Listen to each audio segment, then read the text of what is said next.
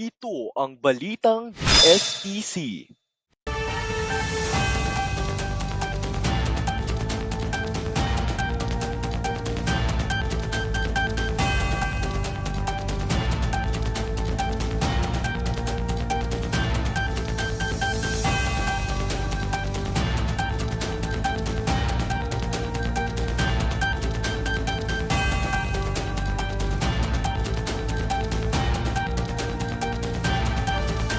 Lang. Pero different subjects also offer this one. Sino grade 7 dito?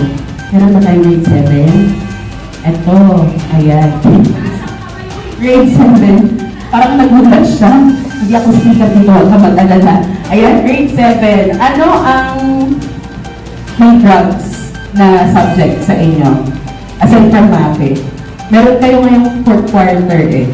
Ano yung mga nagawa? During July 2025, One Health Week yun na awareness campaign. Ayan, so may pinost po tayong video in our official Facebook page.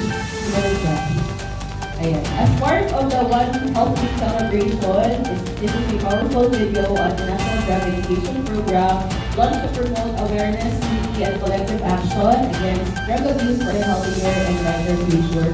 And the speaker for that is Guidance Counselor Ma'am Cleopatra Daisy Aguinaldo. Okay. At ito ay ginanap sa Puso-Puso National High School. Sino na nakapunta ng Puso-Puso dyan? Wala pa. Pero alam nyo kung saan yung Puso-Puso? Oo, nasa Alago. Pero malapit yung bahay namin doon. So, kaya ako napansan doon.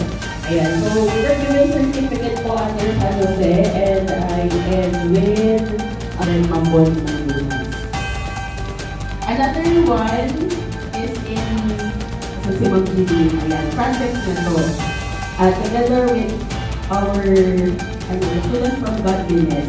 So this is the official entry for the regional short filming contest last November 2025 with entitled